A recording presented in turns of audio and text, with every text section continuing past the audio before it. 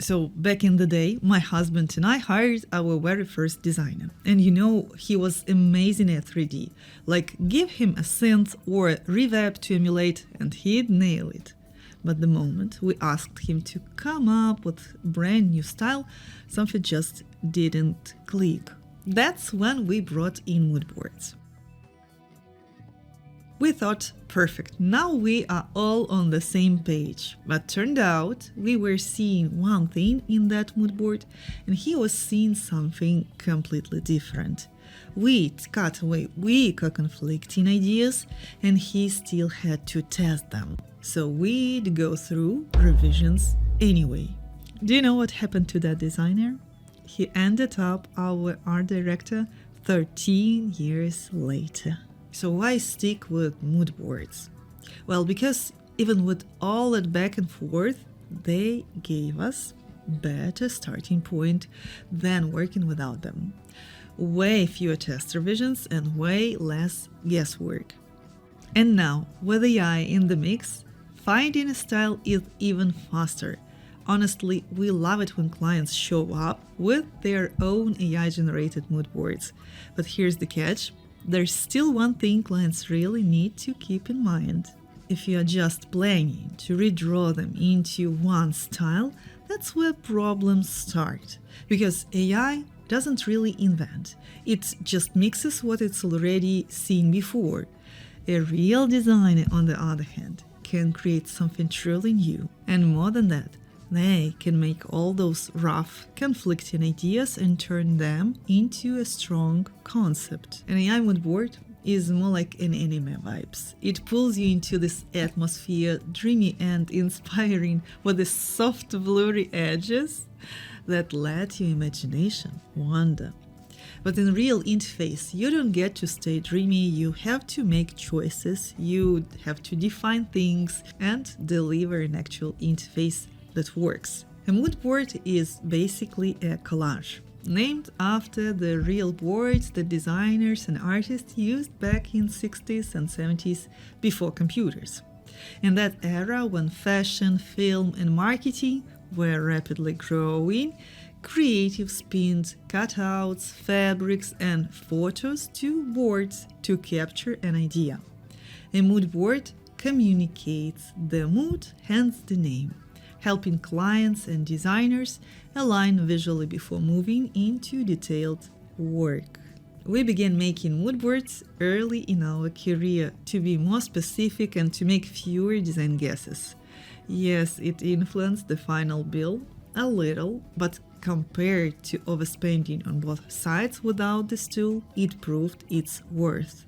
For designers, moodboards provide answers. For clients, that's a real beacon because an experienced designer can already spot potential problems just from the moodboard. Product type, layout, technical restrictions, even contradictions in style. And those insights often become the real core of innovation.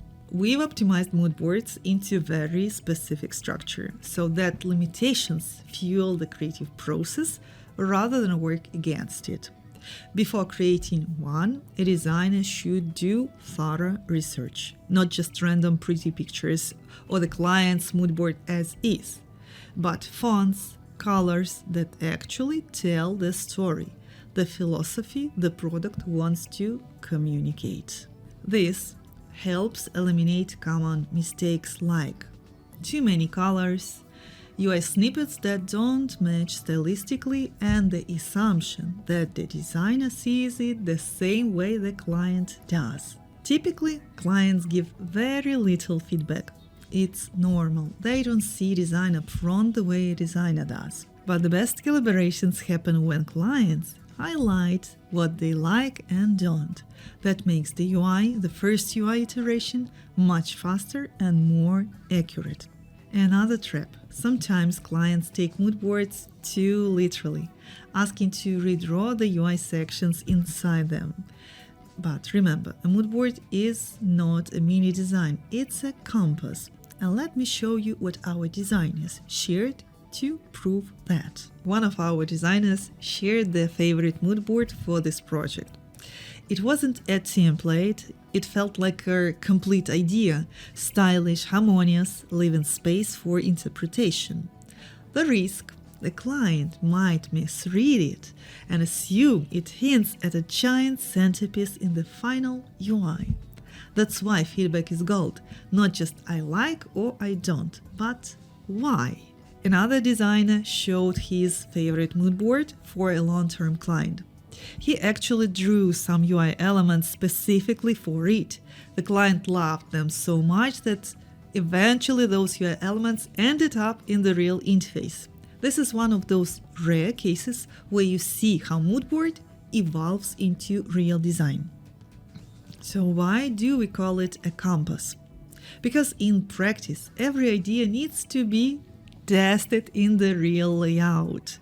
Sometimes the designer explores beyond that first direction to actually meet your goals and context. Sometimes the client gets inspired and gives us more fuel, more creative calories to burn for a better result.